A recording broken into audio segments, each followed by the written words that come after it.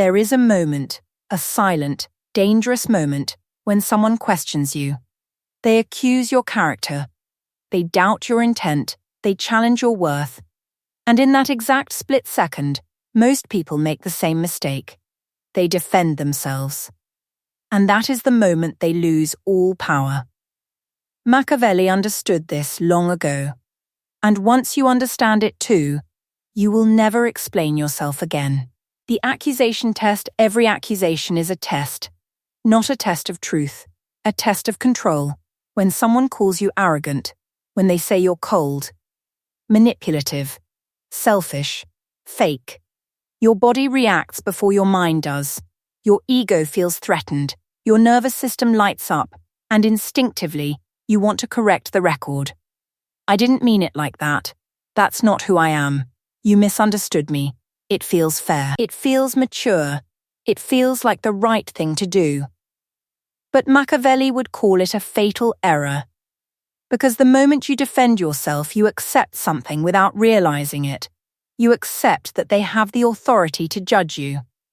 And once you give someone that authority, they own the frame. The law of perception power does not come from truth. It comes from perception. The world does not reward the most honest person. It rewards the most unshakable one. And nothing signals weakness faster than explanation. Why? Because explanation implies fear. Fear of being misunderstood. Fear of being disliked. Fear of losing approval. And fear is blood in the water. The moment people sense that you care deeply about being seen as good, they sense leverage. They know where to press. They know how to provoke you. Makaveli understood this brutal law. He who explains submits. He who remains silent forces others to explain themselves. Why defending yourself backfires here is the uncomfortable truth. Defending yourself almost never convinces anyone. Instead, it does three dangerous things. First, it validates the accusation. Why explain if there's nothing to explain? Second, it shifts attention onto your behavior, your tone, your emotion, your choice of words. Third, it lowers your status. High-status individuals do not rush to justify themselves. Even when you are innocent, defense makes you look guilty. Not because you are, but because only the weak feel the need to explain. Strength does not argue. Strength does not plead. Strength does not clarify. Strength stands. Silence is not empty. It is pressure. Silence is not weakness. Silence is weight. When you don't respond to an accusation, something strange happens. The attacker expected resistance. They expected emotion. They expected noise. Instead, they get nothing. And the human mind cannot handle nothing. So they fill the silence themselves. They repeat the accusation. They escalate. They add emotion. They over-explain. And with every extra word, they lose credibility. You didn't say anything. And yet, they now look unstable. That is power. The mirror strategy. Makaveli never fought accusations directly. He turned them into mirrors. When someone accuses you, they are revealing themselves, their insecurities, their envy, their need for control. Someone calls you manipulative? You don't say, "I'm not." You say nothing. Or you say, "If that's how you see it." No defense, no denial, no emotion. What happens next? They panic. They expected a fight. They wanted to watch you squirm. Instead, they're left holding their own weapon. Now they wonder if they overstepped, if they look insecure, if they embarrassed themselves.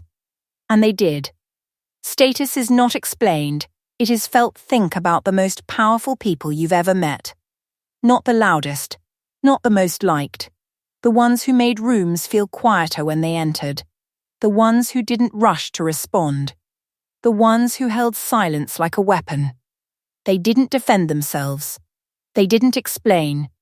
They let others do the talking and the collapsing. Makaveli understood something most people never will. Power is not what you say. Power is what people believe you could say, but choose not to. Social dynamics. The room test. You're in a room. Someone throws a subtle jab. a comment about your success, your confidence, your past. Everyone turns to see how you'll react. This is the moment.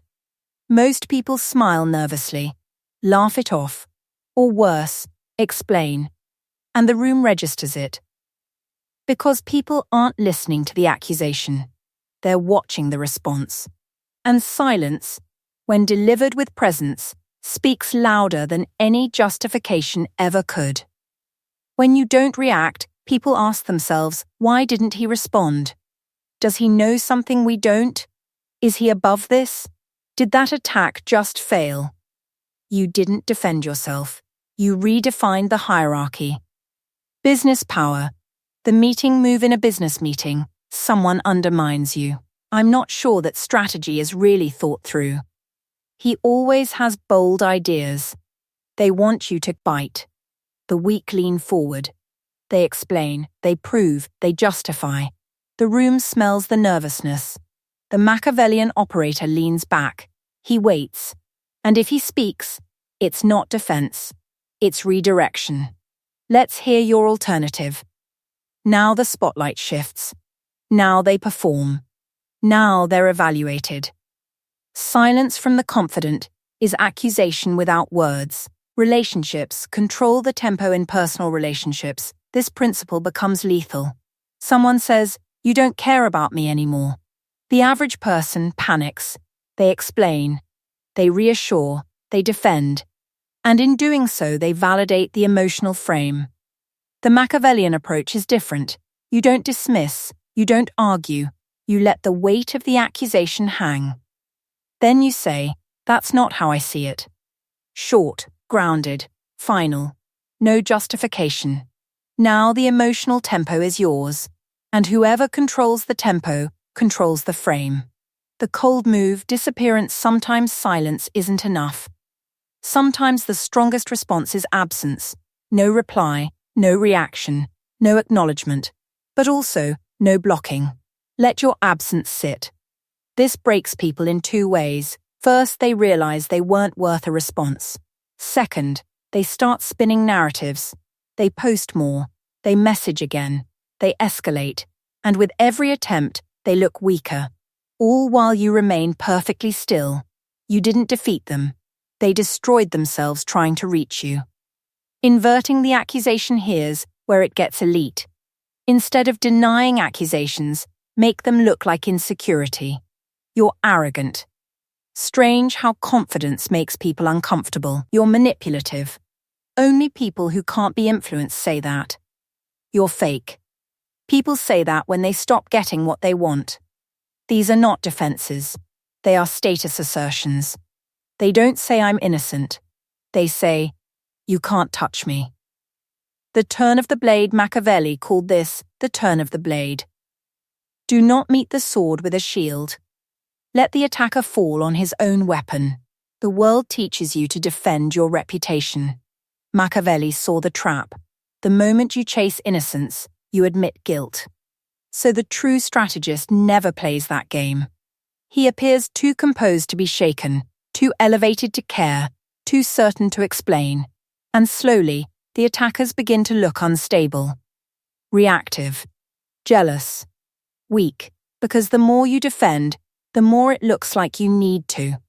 Digital power, online attacks online, everything accelerates. Comments, call-outs, public accusations. Here is the rule. Silence speaks guilt unless your silence commands fear. So don't defend. Distort. Someone calls you toxic. You post, people call you dangerous when they can't control you. You didn't deny, you reframed. Now the audience questions them. That's not damage control. That's narrative dominance. 3 tools instead of defense: silence. Default, heavy, powerful. Deflection. Reframe without engagement. Precision cuts, short truths that end the game. Examples. You're full of yourself. Confidence upsets the insecure. You're fake.